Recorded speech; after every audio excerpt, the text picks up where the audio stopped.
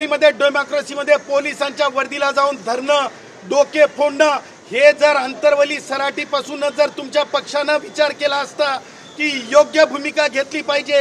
एकीकडे शरद पवारांचं मी तुम्हाला आताही दाखवू शकतो पुरावा की ते म्हणत होते की मराठा आरक्षण का मिळू शकत नाही, परंतु आज मात्र शरद पवार बोलायला लागले की संविधानामध्ये कसा बदल केला जाऊ शकतो। हे शरद पवार सत्तेत होते तेव्हा शरद पवारांना सुचत नव्हतं का? त्याच्यामुळे जे काही शरद पवार आज बोलतात, जे काही उद्धव आज बोलतात, या सगळ्या गोष्टी ज्या आहेत अत्यंत गलिच्छ घाणेरड्या राजकारणाचा भाग आहे। आज आपण बघितलं असेल राज ठाकरेला सुद्धा सोडलेलं नाही जरंगेनं। आज राज ठाकरेच्या लोकांची काय भूमिका आहे? जरंगेने आज राज ठाकरेंना सुद्धा घालून पाडून बोलला। जरंगे दोन मंत्र्यांना म्हणजे राणे सारख्या नितेश राणे सारख्या मंत्र्यांना चुचुंद्री म्हणला जरंगे। काय उत्तर आहे मला सांगा? सन्माननीय संविधानिक पदावर असलेल्या मंत्र्यांना चुचुंद्री म्हणू शकतो का कोणी? याची दखल सभापती घेणार आहेत की नाही? याची दखल माननीय राज्यपाल घेणार आहेत की नाही? याची दखल आझाद मैदानाचा पोलीस स्टेशनचे सिनियर इन्स्पेक्टरनी घेतली पाहिजे, गुन्हा दाखल केला पाहिजे। चंद्रकांत दादा पाटील बद्दल तर अत्यंत खालच्या दर्जाचं बोलले। बघा, लोकप्रतिनिधी कुणी असो, परंतु आपण लोकांसाठी काम करतो असं दर्शवून लायसन्स घेतलेलं नाही, लायसन्स मिळवलेलं नाही। चपटी पिऊन बोलणं सोपं आहे, परंतु चपटी पिण्यासाठी सुद्धा लायसन्स असतंय। परंतु आज असं झालेलं आहे की सुसाट सुटलेले आहेत। आज आपण बघत आहात की मला काही महिला पत्रकारांनी सांगितलं, हे अत्यंत मी गंभीर सांगत आहे तुम्हाला, महिला पत्रकारांनी मला सांगितलं की कशा प्रकारे ते व्यक्त होत आहेत म्हणून।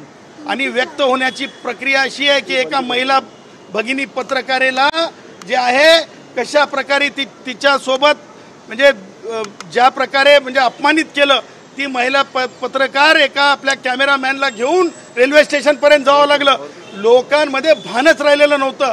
बरोबर जयश्री पाटलांनी सांगितलं की ते कार्यकर्ते नसून ते कोण आहेत, तर ते जे आहेत प्रशिक्षित लढाके आहेत, लढाके आहेत, लढाके आहेत।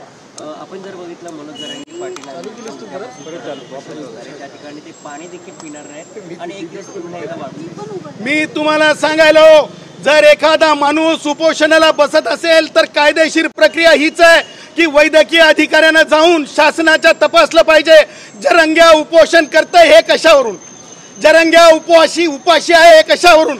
जरंगे आम्हाला माहित नाही खजूर खाता है, क्या खाता है, किसको पता है? खजूर खाता है, अंडा खाता है, क्या खाता है, किसको पता है? सब गोलमाल है भाई, गोलमाल है, सब गोलमाल है भाई, गोलमाल है। भूखा है, खाता है, पीता है, किसको पता है? त्याच्यामुळं वैद्यकीय अधिकाऱ्यांना तपासणी का करू देत नाही जरंग्या? हा सगळ्यात माझा बेसिक प्रश्न आहे। आणि जर वैद्यकीय अधिकाऱ्याला जरंग्या तपासणी करू देत नसेल तर ही गोष्ट की हे उपोषण कसं आहे? कारण वैद्यकीय अधिकारी उपोषणाच्या संहितेमध्ये वजन मोजलं जातंय, वैद्यकीय अधिकाऱ्याकडून ठोके मोजले जातात म्हणजे नाडीचे, त्याचबरोबर वैद्यकीय अधिकाऱ्याकडून हार्टचे हार्टबीट मोजले जातात, त्याचबरोबर वैद्यकीय अधिकाऱ्याकडून जे आहे आपलं काय म्हणतो त्याला काय नाही पल्स